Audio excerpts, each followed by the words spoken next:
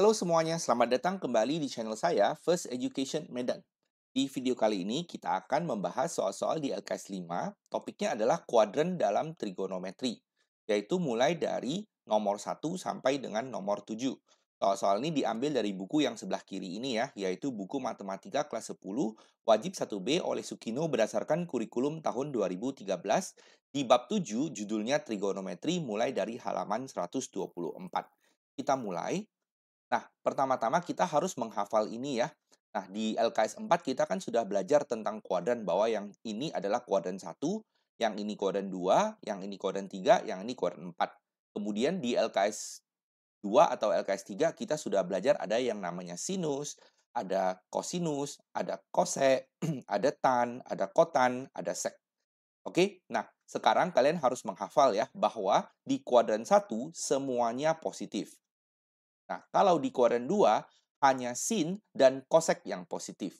Kalau di kuadran 3 itu hanya tan dan kot yang positif. Artinya apa? Artinya kalau ditanya sin, sinnya negatif. Kalau kos, kosnya juga negatif. Maaf. Untuk kuadran 4 kos dan sek yang positif. Ya, jadi ini semua tolong dihafal. Cara hafal gampangnya adalah all, ya, kuadran 1 itu all semuanya. Lalu sin, kuadran 2 itu sin, kuadran 3 itu tan, kuadran 4 itu kos saja. Jadi all sin tan kos. Nah, bagaimana dengan kosek? Nah, misalnya yang kuadran 2 kita kan tahu sinusnya positif ya, dan kita harus tahu bahwa sek itu sama artinya dengan sepersin. Ya, kalau sinnya positif, maka sepersin juga positif. Maka koseknya juga positif. Sama juga misalnya di kuadran 3 tan kan positif ya. Nah, kot itu kan sama artinya dengan sepertan. Jadi kalau tannya positif, maka sepertan juga pasti positif, maka kotnya juga positif. Jadi hafal gampangnya sekali lagi, all, sin, tan, kos. Oke? Nah, jadi soal nomor 1. Nilai dari sin 105 akan bertanda apa? Nah, jadi kalian harus tahu bahwa 105 itu ada di kuadran 2. Oke? Nah, sesuai dengan hafalan, kuadran 2 maka sinnya pasti positif. Berarti nilainya positif, maka yang benar adalah A. Ya, gitu saja.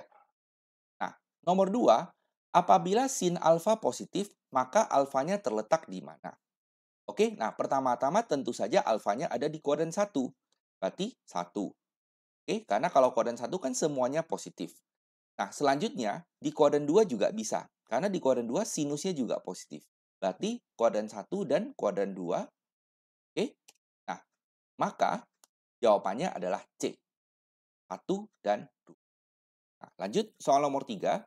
Apabila sin tetanya negatif, maka cos tetanya negatif maksud saya, maka teta terletak di kuadran berapa? Oke. Nah, cos tetanya mau negatif. Kita cek di hafalan kita ya. Cos yang negatif, oh di sini. Ada di kuadran 2. Oke, karena kuadran 2 hanya sinnya yang positif. Nah, juga di kuadran 3. Karena kuadran 3 hanya tannya yang positif. Berarti cosnya negatif. Berarti jawabannya kuadran 2 dan kuadran 3. Maka yang sesuai adalah D. Ya, kuadran 2 dan kuadran 3. Nah jangan pilih kuadran 1. Kalau kuadran 1 kan semuanya positif. Jangan pilih kuadran 4, karena kuadran 4 cos-nya positif. Nah hafal saja ini. Lanjut. Nilai dari cos 520 akan bertanda apa? Nah, ingat 520 itu sudah lebih dari 360. Nah, kalau kita sudah kerjakan LKS 4 ya, kalau dia lebih dari 360 kita boleh buang 360-nya ya, berarti tersisa 160. Oke, mengapa? Karena 360 itu sama artinya dengan satu putaran. Satu putaran kan berarti kembali ke semula ya. Kita buang saja 360-nya, maka tersisa 160 dan kita lihat 160 itu ada di kuadran 2. Nah kalau kuadran 2, cos-nya harus bernilai negatif ya. Maka yang benar adalah B. Karena kalau kuadran 2 hanya sin-nya yang positif. Lanjut ke nomor 5. Nah, ini saya sediakan lagi ya hafalannya. Kalau kalian belum hafal, harus dihafal sekarang. Nah, jika sin betanya positif, sedangkan tan betanya negatif, maka betanya ada di mana? Nah, sudah jelas sin-nya kalau positif berarti bisa kuadran 1, bisa kuadran 2 ya. Nah, tapi kalau tan-nya mau negatif, dia tidak mungkin di kuadran 1. Nah, berarti pilihan satu-satunya hanya kuadran 2. Oke, karena di kuadran 2, sin-nya positif, tan-nya negatif. Ini saja yang sesuai, maka jawabannya D. Nomor 6. Apabila cos gamma kali sin gamma lebih kecil dari 0, ya, berarti hasil perkaliannya negatif, ditanya gammanya ada di kuadran berapa. Oke? Nah, di sini kita harus gunakan logika ya. Ini kan bentuk perkalian. Sesuatu kali sesuatu hasilnya negatif. Berarti bisa yang depannya positif, belakangnya negatif ya. Salah satunya harus negatif supaya hasil kalinya menjadi negatif. Artinya cos-nya positif, sin-nya negatif. Oke? Nah, berarti yang cocok di kuadran 4 ya. Cos-nya positif, sin-nya negatif, maka kuadran 4.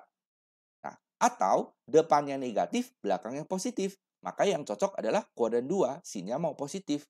Dan cos-nya jadinya negatif. Berarti jawaban yang sesuai adalah kuadran 2 dan kuadran 4, maka yang benar adalah D. Nomor 7. Oke, jika sin beta kali dengan cos beta positif, maka beta ada di kuadran berapa? Nah, cara kerjanya sama dengan nomor 6 tadi. Bentuk perkalian mau positif. Berarti boleh dua-duanya positif ya, karena pos kali pos hasilnya pos, berarti di kuadran 1. Atau dua-duanya negatif, minus kali minus hasilnya positif. Oke, nah kalau sin-nya negatif, cos-nya negatif, maka yang sesuai adalah di kuadran 3 ya. Kuadran 3 sin-nya negatif, cos-nya negatif, hanya tan-nya yang positif.